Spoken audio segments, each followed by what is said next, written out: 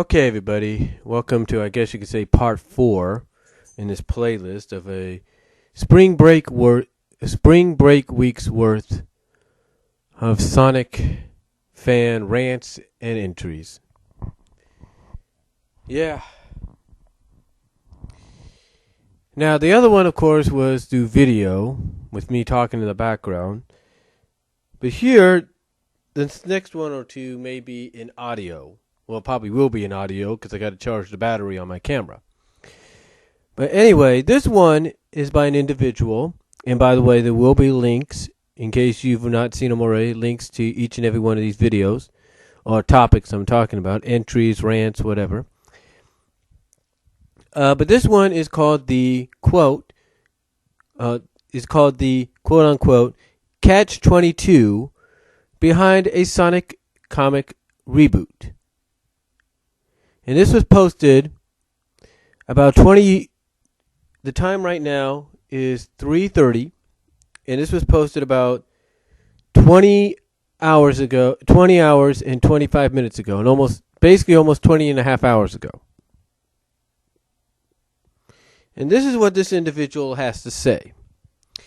And I quote, "Over the past few weeks, some of us have been throwing around the idea of rebooting the comic in general. Now, as much as this would solve the short-term problems in the comic, it can't guarantee that the long-term problems will be solved as well.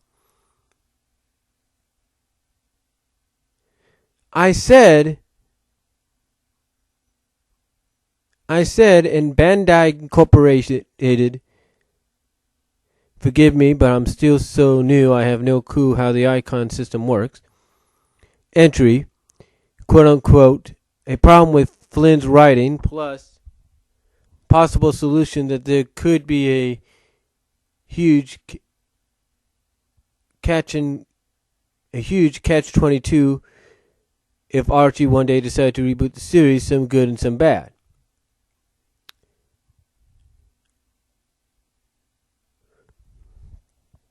Good things that could come from a reboot, and they're listing them off.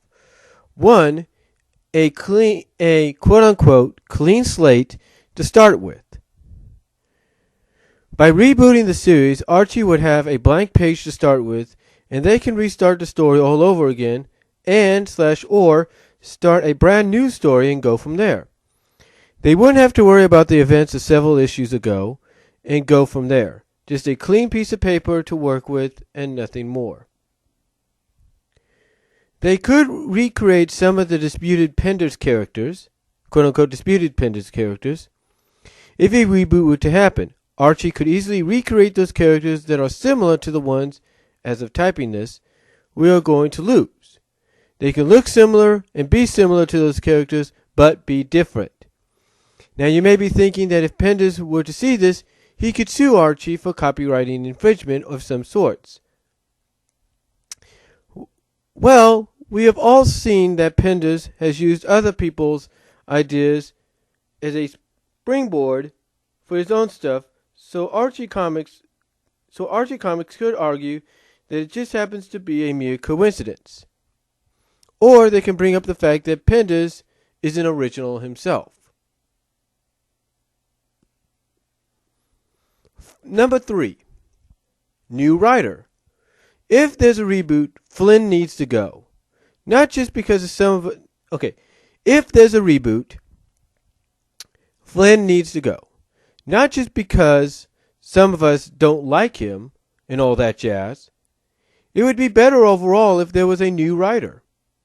I think if Archie gives the okay to reboot and Flynn is still the writer, he would try to use too much of the old stuff and such.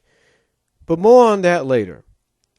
But just with a new writer, they could start the new series on a high note, or a low note, and work from there. But the point is that a new writer would be ideal if Archie wants to reboot and start from scratch. New writer plus new series equals breath of fresh air. Now, here are some of the bad things that can come from it. Let me get a little more comfortable into a position here. Sorry about that, folks. Okay. Now, here are some of the bad things that could come from it. One, would the original quote-unquote comic cast be in it? We have seen what they have become over the past 2 to 3 years. They have been tossed aside for the Sega Sonic crew for the spotlight. Now, if I remember correctly, the comics were made to basically keep SatAM going in a way with their own continuity, because characters such as Sally, Bunny, Rotor, and Antoine were favorites to a lot of fans, including myself. I always saw the comics should be about Sonic and the Freedom Fighters as the main cast. And if they're adding some of the Sega cast, they should be more of a secondary role instead. Now it just seems to be the other way around, and if it's rebooted, can we be certain that the comic cast will still be there, and if so, what would the role be? 2. Would Sega get involved, as they always seem to be like they are now? In the same 2 to 3 year span, it seems that Sega has gotten more involved, or at least shown a lot more interest than normal.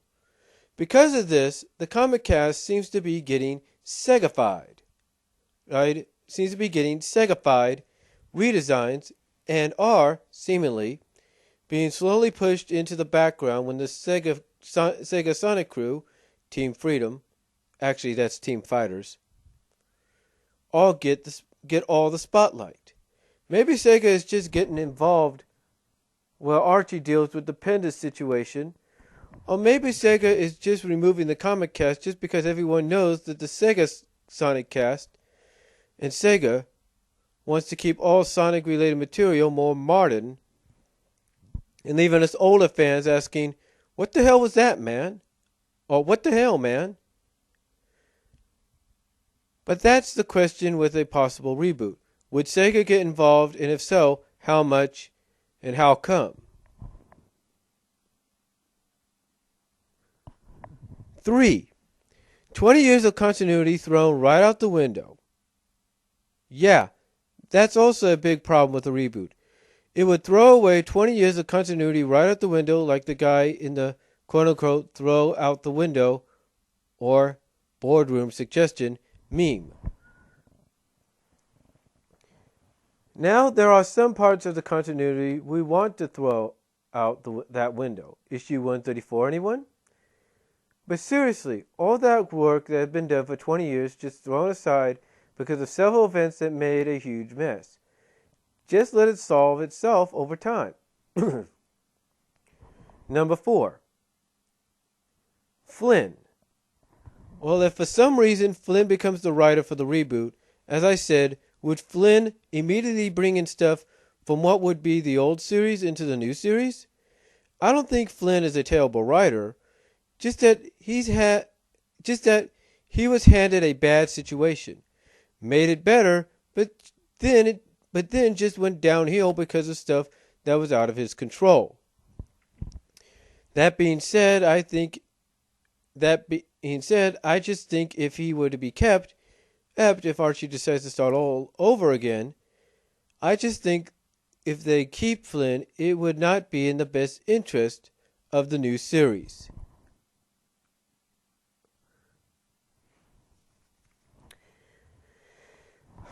There, hopefully, isn't going to be a reboot anytime in the near future, especially with 250 right around the corner.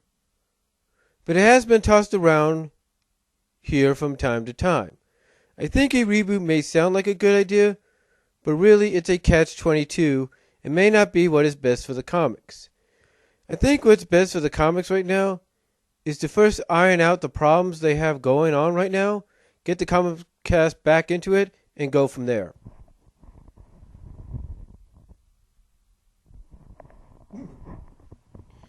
Now, this individual does have a good point. If you kind of take a look at what's going on at DC and Marvel, I don't think Archie Comics wants to go in that direction. I mean, DC and Marvel are basically have rebooted a lot of the stuff, and the fans have either been positive about it, or as I've heard a lot lately, been negative about it.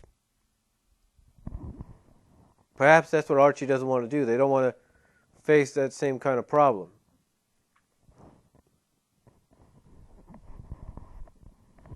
Now, here's one from somebody.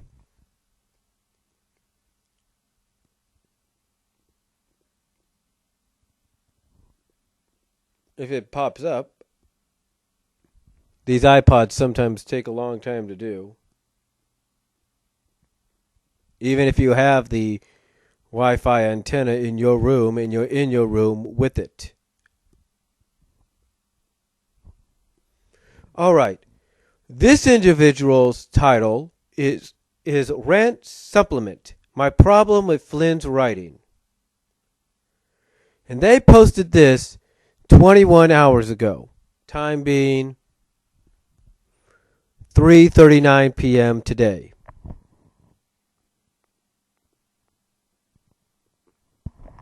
All right. Here's what they say, and I quote. Okay, so I missed out on this from the last rant. Because really, it's a minor nitpick that only became huge in the last arc. And as a warning, the last part of this gets pretty sick. So here you go. The 24th thing about Flynn's writing that pisses me off? Memes. I don't like the use of internet gags and references in the comics. Eggman saying snooping as usual. Vector searching for the computer room, recolors, and most of all, the Tails doll curse. Why don't I like these and all the other memes? 1. They are too often used in place of actual jokes. We expected to laugh when really all that has been done is copy and paste a penis joke from a YouTube poop into a speech bubble, which, by the way, has terrible text wrapping. 2. Use of a meme in something related to the source material very often kills the meme stone dead. Look at what happened after the Pangus reference. Suddenly all the robotic YouTube poops stopped for a rather long time, and the poop makers decided that they preferred making him say other things. That issue killed the Pings meme. 3. Some of them are hardly unfunny. Seriously, how did Vector say, find the computer room, ever go mimicked? It's like freaking arrow to the knee. It's not funny. It never was. But those, and then we get to the Tails doll curse.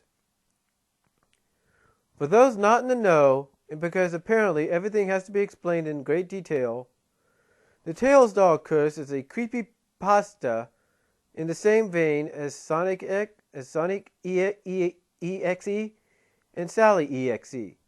That is a rather bad story about a haunted Sonic game that summons a killer doll to murder the player.